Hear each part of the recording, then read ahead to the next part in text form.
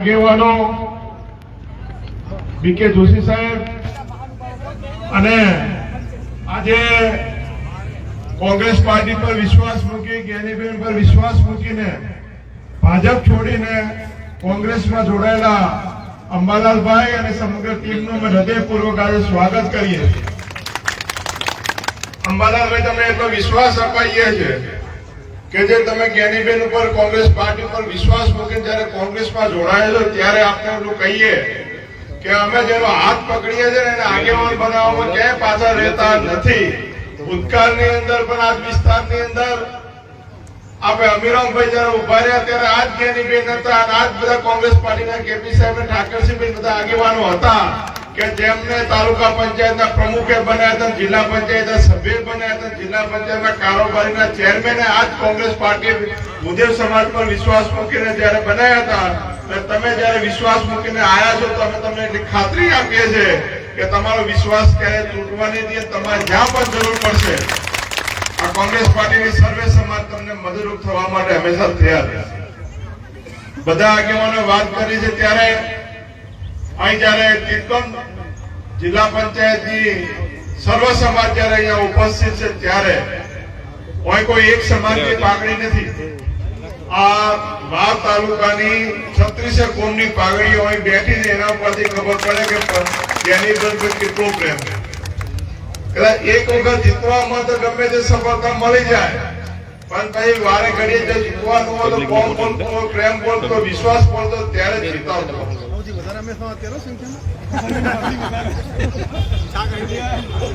ઠાકરસિંહભાઈ કે અમારા સૌથી આજે રઘુભાઈ આયા છે, ઠાકરસિંહભાઈ કે રબારી સમાજ સૌથી વધુ સંખ્યા છે તો ગમ સમાજ હોય છે, બધી સમાજ છે, કોઈ બાકી નથી। પણ તમારે તો બેન રાખડી ભરતા હોય તો ભાઈ તરીકે વધારે તમારી જવાબદારી બને, એમાં કોઈ તમારે પાછો રહેવાનું બધું આવતું નથી।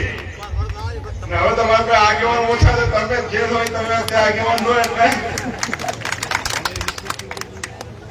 આ ચૂંટણીની અંદર બધા વાત કરી। આમ તો વાવ વિધાનસભાએ તો આઝાદી 2017 માં મેળવી લીધી હતી, હવે બનાસકાંઠાનો વારો છે। તમે બેનની અમે આની આ ડેરી હતી, આની આ બેંક હતી, આની આ માર્કેટ હતી, આની આ સંઘ હતી, એકો એક સંસ્થા એમની પાસે હતી તોય તમે કાંઠા આપણી પાસે કોઈ નતું તોય કાંઠા એવા ભેગા કર્યા હતા। અને એક વખત ગમે તે ક્ષેત્રમાં કામયાબ થઈ જાય, એક વખત રાધનપુરમાં થઈ ગયા, એક વખત વાવમાં થઈ ગયા, એક વખત થરાદમાં થઈ ગયા, હવે તો બીજે લાવવાના હશે। પણ કેમ કે એટલા વચનો આપ્યા હોય, આજે હમણાં ઠાકરસિંહભાઈ અંદાભાઈએ વાત કરી કે કોઈ પણ છેલ્લા 10 વર્ષમાં કોઈ પણ ગરીબ ચૌધરી પરિવાર ને વિધવા બહેનો એવા જે જરૂરિયાત વાળા પરિવારને કોઈને પણ ડેરીમાં બેંકમાં લીધા હોય તો લિસ્ટ જાહેર કરે। છેલ્લા 15-20 કહો કે તમે છેલ્લા 10 વર્ષમાં કઈ સમાજના લોકોને ભરતી કરી છે, કયા પાર્ટીના લોકોની ભરતી કરી, તમે લિસ્ટ જાહેર કરો કે આટલા સમાજના લીધા। માત્ર ગણ્યા ગાંઠ્યા બીજી સમાજના 2-5 લીધા અને એ 2-5 એટલે લીધા કે અહીંયાના હાથ ભેટીમાં જો હગું હોય ચૂંટણી આવે તો દબાવવા કોણ થાય એના માટે બીજી સમાજના લોકોને લીધા। ધારો કે કોઈ ભૂદેવ સમાજને લીધો તો એના મોંમાં માસી ફૂલ બધાને ત્યાં કેવું પડે કે મહેરબાની કરી વોટ આવજો ને મને બદલી કરી કોણ મિલશે। આવી ધમકીઓથી આવવા માટે, દબાવવા માટે એમના મોંમાં માસી ફૂઈના જેટલા છોકરા છે એ બધા સનાતર કેવો જગોના નોકરી કરે ને આપણે બીજી સમાજના છોકરા બધા કોનપુરમાં દૂધનો કેન ધોવાયેલા। અને 17ની વિધાનસભાની ચૂંટણીમાં 5000 લોકોનું લિસ્ટ આ વાવ વિધાનસભામાં બનાવ્યું છે। કેટલા નોકરી કરે છે? થરાદની વિધાનસભાની ચૂંટણીમાં 5000 લોકોને કીધું તો તમને ડેરીમાં નોકરી લઈશું, કેટલા જણને લીધા? ચૂંટણી આવે લોભ લાલચ આપે। અને હું તો બધા યુવાન મિત્રોને કહું છું, અત્યારે ડેરીના સુપરવાઇઝરો ગામડે ફરે। આનો આપણે ઇલેક્શન કમિશનમાં રજૂઆત કરી ચૂક્યા, સરકારમાં મને જો થાય તો તંત્રમાં રજૂઆત કરી કર્યા પણ કોઈ માનતા નથી। તો ગામે હાલના આવે તો બરોબરના ખૂણા મારીને દબાવીને છોટીઓ બોલો કેમ કે મર્યાદા હોય કોઈ પણ વસ્તુની। 75 લઈને નહીં આવે તો ડેરી બંધ કરશો। પહેલા તો ડેરીમાં એક વખત સાધારણ સભા થતી ત્યારે કદાચ જવાનો 10-15 જણા જવાનો હતો, પણ હવે તો આ છેલ્લા 2 મહિનાથી લગભગ કોઈ એવો દિવસ બાકી નથી કે આ ડેરીના મંત્રીઓના ચેરમેન પટાવાળાને જેમ કામ કરાવે છે. અત્યારે હવે હમણાં કહે છે 1લી તારીખે દરેક ડેરીથી 75 જણા લઈને આવો. એ ચેના માથે મિલ્ક ડે ના નામે સંમેલન કરે. મિલ્ક ડે આવે 11 નવેમ્બર મહિનામાં ઠંડીના દિવસમાં મિલ્ક ડે આવે છે. આ ભરો ઉનાળે ચિયો મિલ્ક ડે આવે છે, દૂધ દિવસ ચિયો હોય.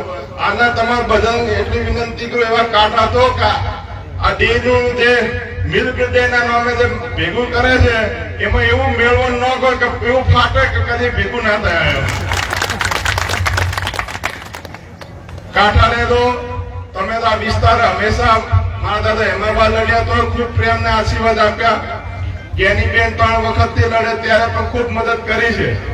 અને આ વખતે જ્ઞાનીબેનને સંસદમાં મૂકવા માટે કરીને કદાચ કાઠું થવું પડે, ઘરના પૈસા ખર્ચવા પડે, વોટિંગ કરાવજો, મહેનત કરજો.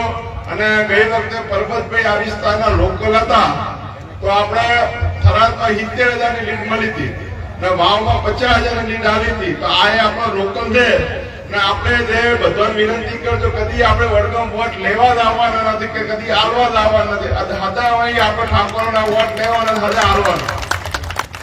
સભ્યથી લઈને સંસદ સુધી આપણે હદા લેવાના છે ને હદા આલવાના. ત્યારે ગામ પંચાયતનું હોય, તાલુકા જિલ્લાનું હંમેશા ઠાકોર સમાજ આપણને મદદ કરતો હોય ત્યારે આપણી પર ફરજ બને છે. ને આવનારા સમયમાં જયારે પણ જરૂર પડશે એકબીજા સમાજ મદદરૂપ કરતા રહીશું. અમારાથી પણ થરાદની અંદર અમતો બેન અમે જ્ઞાનીબેનને ચેલેન્જ આલી છે કે તમારા વાવ વિધાનસભા કરતા અમે થરાદની અંદર વધારે લીડ આલવાના હોય. એટલે તમે જેવા હાથ વાટો છો એના ઉપર બધા અહીં છે.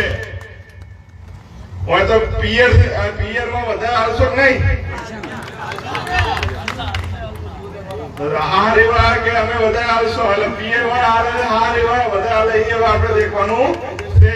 બધા મોટી સંખ્યામાં આયા તે બદલ આપ સૌનો આભાર.